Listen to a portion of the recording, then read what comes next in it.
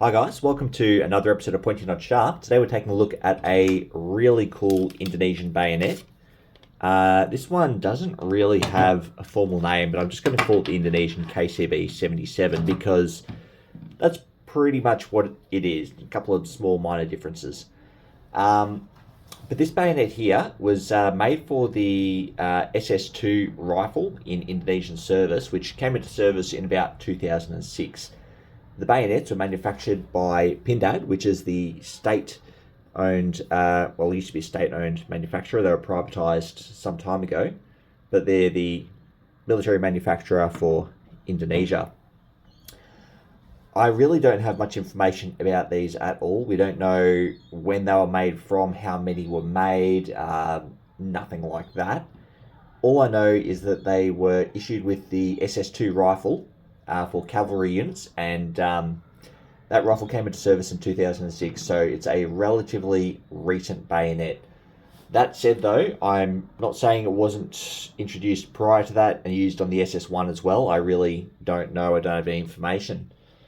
Most of my information comes from examining this one and one other that I've seen for sale online, so there's really not much we know about them. But I'll jump into the history very quick, and it's not too much to say, but 1991, Indonesia introduced the SS1 rifle, which was a copy of the FNC, and that came with a M7 style of bayonet, and this is what the vast majority of the Indonesian services would use, being Army, Navy, Air Force, and Marines. And it's pretty much just a copy of the M7.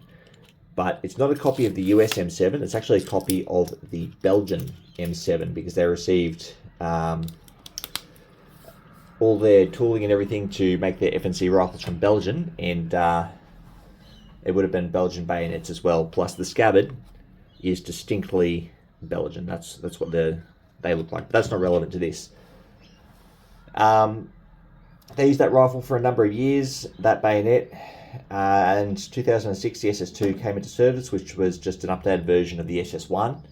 That's a rifle that was also heavily exported overseas to many other countries as well. And for whatever reason, instead of using the Sangkur S1, Sangkur means bayonet or fighting knife in Indonesian, cavalry units went with this. I'm assuming that being cavalry was important for them to be able to cut and strip wire, because this has more tools on it. But being cavalry, they can really store a lot more tools within their vehicles. They're not limited to what they're carrying on their backs, so it doesn't make a terrible lot of sense to me, but apparently this is what they were issued. Since I've filmed this video, I've found information that Indonesia still uses horseback cavalry as well, so it makes more sense to me that potentially these bayonets might be used by these units, but I can't find that in any of the photos. I don't know if they're still in service. I assume they are. As I said, I really don't have any information one way or the other. But all that aside, we'll jump into the construction of the bayonet, and then I'll talk about the differences with the conventional KCB 77. So taking a look at the blade first, it's just got that classic KCB 77 blade profile, which is copied from the AK bayonets, copied by the West Germans. So we've got a nice big long true edge, we've got a pointed tip with a unsharpened, I've heard it called a ramp up the top there. As you can see, it's not a false edge, it's not sharpened at all. That is a flat edge. I've got a slight tapering up here. Then the back of the blade, historically I've called this the spine, but it appears the correct nomenclature is actually back, and any ridges running down the center of the blade would be the spine. So the back of the blade has a big saw in it with quite a few saw teeth in it. If I can get that to focus. Not too aggressive angle of attack on them. And then we've got a big rectangular wire cutter hole right there. I'll explain that later. Moving down to the cross piece, this is a bayonet that mounts underneath the barrel, as most do. So we have a nice big 22mm Stanag muzzle ring to fit over a 22mm Stanag muzzle device. And then on the reverse down here, we've got a bottle opener paired with a wire stripper. Now, I've seen the bottle openers on some of the German variants. I've yet to see any with a wire stripper, so that appears to be distinctly Indonesian in design. Moving down to the grips, we've got rectangular grips with a bunch of grooves in them. That's consistent with what the West Germans made. Also in this sort of green olivey plastic as well. What's not consistent with German manufacture is the German ones have a single plastic screw that requires a special armourer's tool to turn, going through the grips holding them together. Whether this has two little Phillips head screws. Now, I've also seen one of these with that West German style of screw as well. So I don't know if one is early production, one is late production, or I really don't know. Now, this is the part that gets really interesting. What we would call the pommel down here, anytime you have these like latch levers, I like to refer to it as a latch plate because that's what the M7 and M9s are referred to. And because this is an M7 style of latch plate, I'm going to call it a latch plate and not a pommel. Now, the KCB 77 has a rectangular pommel or latch plate, and that's pretty much the same dimension as the grip. Whether you'll see here, plastic bows out to the same dimensions as an M7 style of latch plate. And for reference, here is the S1. Get them on the same elevation, and you'll see they're pretty much identical. Just this one's got some black paint on it, this one's Parkerized. So we have an M7 style of latch plate with two locking levers. Just slips onto a NATO Stanag bayonet lug. And in South Korea, these latch plates are referred to as koalas. You can kind of see we've got the two ears, two eyes, the nose, and the mouth. I like that quite a lot, coming from South Korea being Australian. Very cool. But being South Korea has nothing to do with Indonesia, so we'll skip past that. Moving down to the Scabbard. The Scabbard is pretty similar to the West German ones. I wish I had a West German one today so I could show you the difference, but for whatever reason, I still don't have one in my collection. We'll start at the bottom.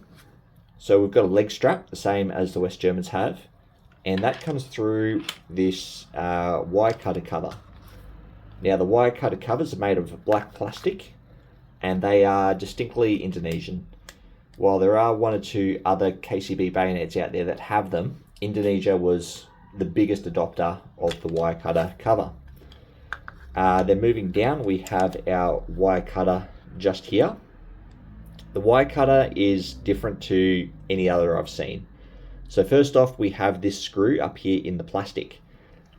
That's not observed in most West German KCB bayonets. I've only seen one German one with that in there, but it appears to be in all of the Indonesian ones, so I don't know what purpose it serves, but there it is.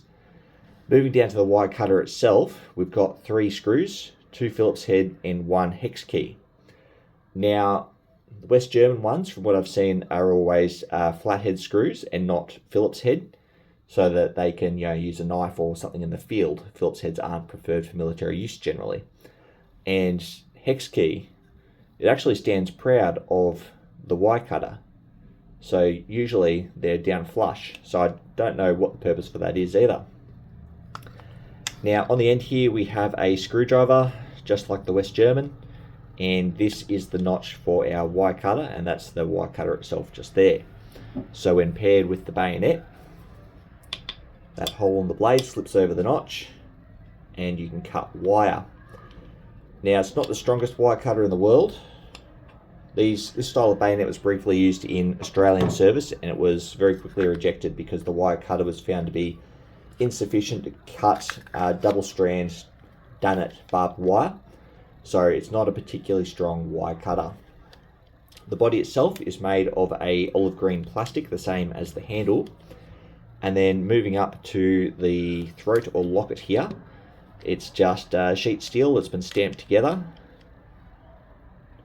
and painted black.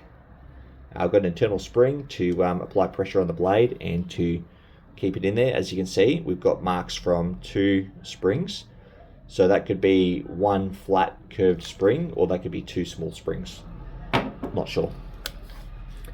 Moving up to the frog. So the frog here is not original. It appears to have been heavily repaired, refurbished, or remade using whatever parts were available. But it's detachable, as you can see. The reason for that is that you can leave this attached to your belt while you're using this as a tool and cutting wire or using it as a screwdriver. So very handy little feature. And this is a design not used in most of the KCB 77 bayonets. I think only, I forget what they're called, KCB 77 M1KH maybe, it is the model that has the detachable frog. Now, I don't have an original frog to show you. I've just got this one here. The coloration appears to be the same as an Indonesian one. It's the same sort of jungle green that you see on Indonesian webbing, but very crudely riveted, welded, stitched together. We've got belt loop, hilt strap, and wire hanger. And what's particularly interesting about this is the snap on the hilt strap here. If I can get that to focus, otherwise I'll put a photo up. What's that say? It's the Great Seal of the State of Oklahoma, 1907. That's a Oklahoma, US snap. I did a bit of digging online and I found these snaps used in all kinds of things, from jackets to knives to, I think it's just a snap that was widely made, and when they repaired this, they were available. It's definitely not what we've been initially issued with this bayonet. Now, that's the construction. It does feel very sturdy and very strong. Like, this is not a weak blade. Being Indonesian, you assume it's going to be shitty quality, but definitely not the case here. Like a gear, I think that's an atom in the middle. I can't really tell. It looks like a star. The older Pindad logo was a atom inside a gear, and I'm pretty sure that that's what that's supposed to be at the end of the arrow. But that's the only marking on the whole bayonet. I haven't taken it apart. There's likely manufacturer markings inside, like numbers and things like that, but we have no serial numbers, no unit marks, no acceptance marks or inspection marks or anything like that.